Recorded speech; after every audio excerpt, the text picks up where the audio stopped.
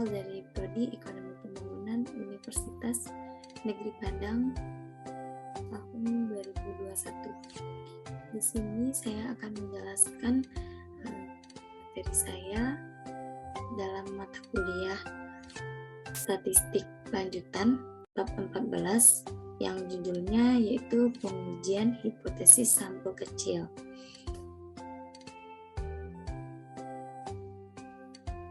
Di mana di pengujian hipotesis sampel kecil ini saya menjelaskan 5 materi. Yang pertama yaitu sampel kecil dan ciri-ciri distribusi T-student.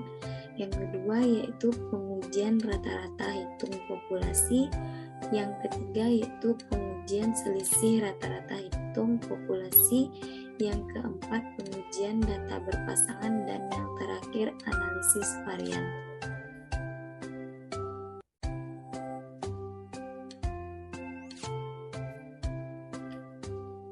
Di sini masuk ke yang pertama yaitu definisi atau pengertian dari sampel kecil.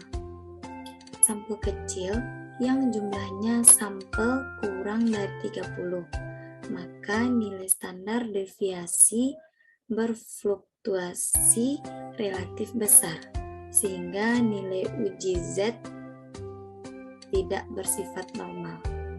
Oleh karena itu, untuk sebaran distribusi sampel kecil dikembangkan suatu distribusi khusus yang dikenal sebagai distribusi T atau T-student. Nilai-nilai distribusi T dinyatakan sebagai berikut. T atau nilai distribusi T sama dengan nilai rata-rata sampel dikurang nilai rata-rata populasi per standar deviasi sampel per akar dari jumlah sampel. Masuk ke dalam ciri-ciri distribusi T-student. Di sini ada 3 ciri-ciri dari distribusi T-student.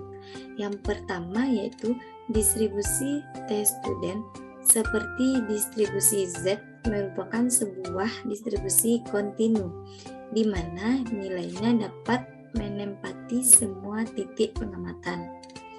Dan ciri yang keduanya yaitu distribusi T-student seperti distribusi Z berbentuk genta atau lonceng dan simetris dengan nilai rata-rata sama dengan 0.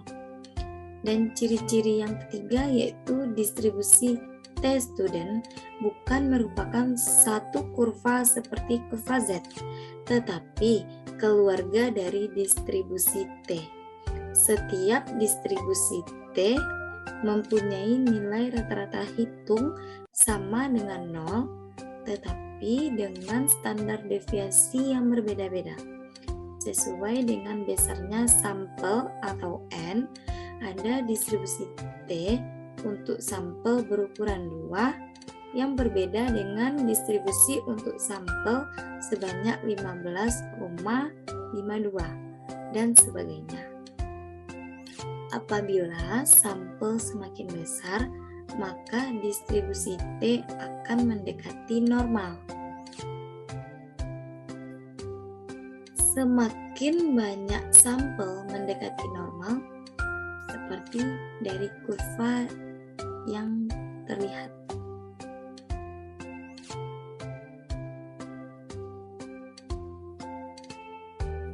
Di sini dalam garis kuning distribusi T V sama dengan N dikurang 1 sama dengan 2. Dan garisnya yang kedua distribusi T V sama dengan N dikurang 1 sama dengan 15. Dan garis yang warna birunya ini distribusi T V sama dengan N dikurang 1 sama dengan 25. Ini adalah sama dengan distribusi Z.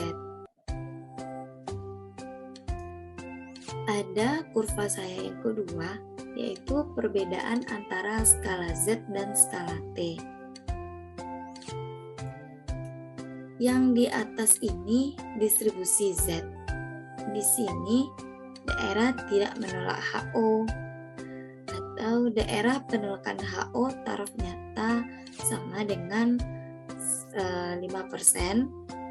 Di sini 1,65. Yang keduanya, di bawahnya itu ada distribusi T, V sama dengan 9, daerah tidak menolak HO, daerah pendakan HO taraf nyatanya 5%, tetapi jumlah skala T-nya 1,833. Masuk ke dalam materi saya yang kedua, yaitu pengujian rata-rata hitung populasi.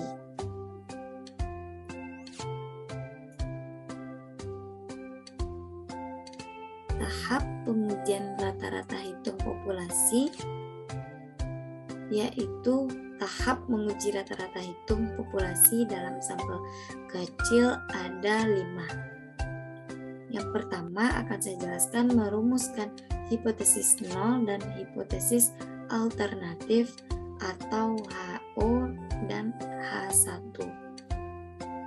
Yang kedua, menentukan taraf nyata apakah 1%, 5%, atau pada taraf lainnya, serta mengetahui titik krisis berdasarkan pada tabel T-student. Tahap yang ketiganya itu menentukan uji statistik dengan menggunakan rumus uji T. Yang keempat yaitu menentukan daerah keputusan, yaitu daerah tidak menolak HO dan daerah menolak HO. Serta yang terakhir, tahapnya yaitu mengambil keputusan untuk menolak dan menerima dengan membandingkan nilai kritis taraf nyata dengan nilai uji T.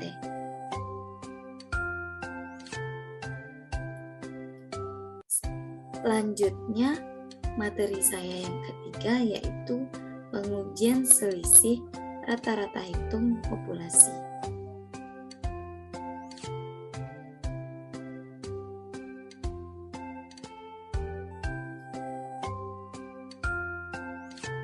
Masuk ke dalam penjelasannya, menguji selisih rata-rata hitung populasi.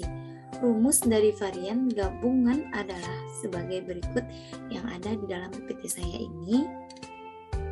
S pangkat 2P sama dengan dalam kurung N1 dikurang 1 dalam kurung S pangkat 21 ditambah N2 dikurang 1 S pangkat 2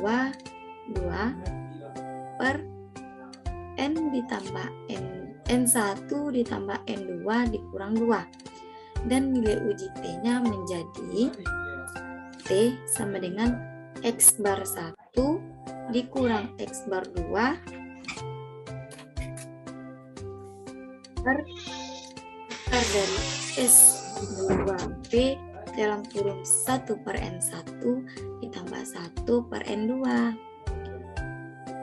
di mana T-nya sama dengan nilai distribusi T sendiri. X bar 1 yaitu nilai rata-rata sampel pertama, X bar 2 yaitu nilai rata-rata sampel kedua, S pangkat 2P yaitu penduga varian gabungan populasi. Sedangkan N1 yaitu jumlah sampel populasi pertama, N2 jumlah sampel populasi kedua, S1 pangkat 2 yaitu varian sampel pertama, dan S2 pangkat 2 yaitu varian sampel kedua. Nilai pembagi pada varian gabungan yaitu N1 ditambah N2 dikurang 2 juga merupakan derajat bebas gabungan antara dua sampel. Sedang untuk satu sampel derajat bebasnya adalah N dikurang 1.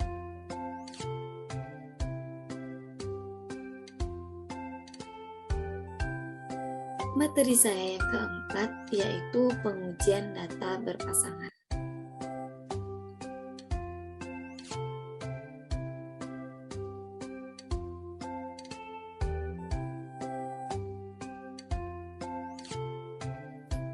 Dalam penjelasannya menguji hipotesis pengamatan berpasangan, uji statistik untuk pengujian hipotesis data berpasangan dinyatakan sebagai berikut. T sama dengan D bar per SD per akar dari N. Dan standar deviasinya atau SD-nya dirumuskan sebagai berikut.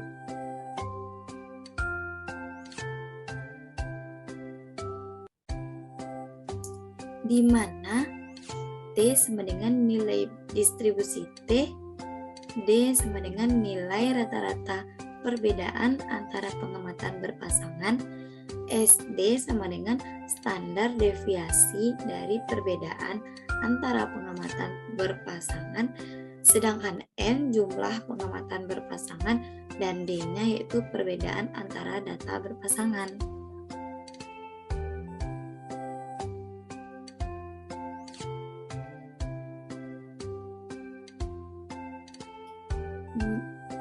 Masuk ke dalam materi saya yang terakhir, yaitu analisis dari varian.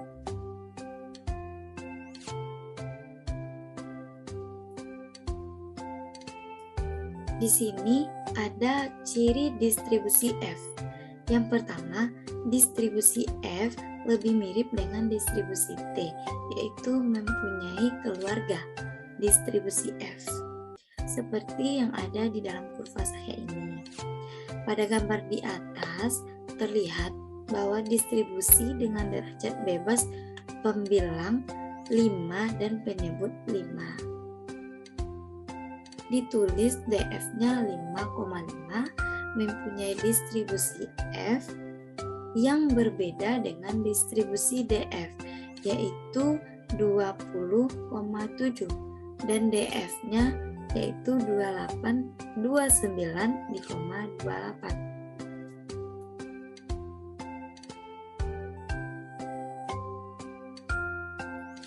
Ciri distribusi F yang kedua yaitu distribusi F tidak pernah mempunyai nilai negatif, sebagaimana pada distribusi Z mempunyai nilai positif di sisi kanan dan mempunyai nilai negatif di sisi kiri nilai tengahnya.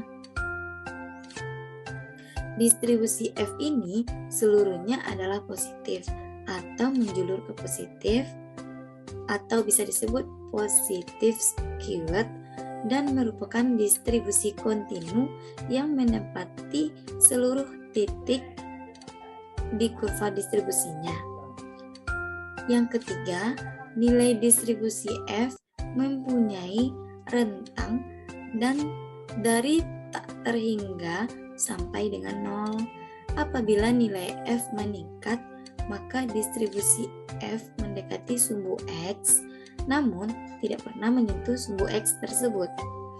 Distribusi F ini juga memerlukan syarat.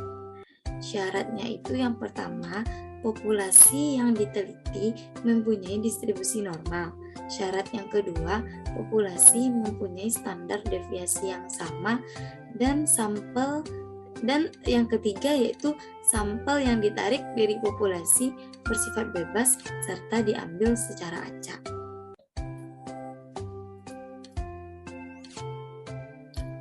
Prosedur dari analisis varian ini yaitu yang pertama, merumuskan hipotesis.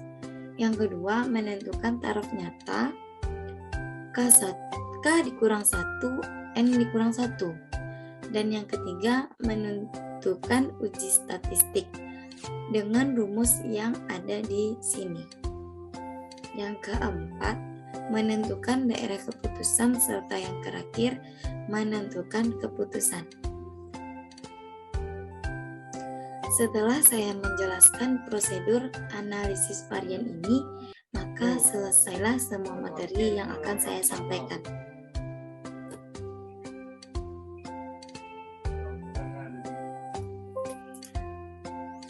Sekian dari penjelasan saya mengenai pengujian hipotesis sampel besar.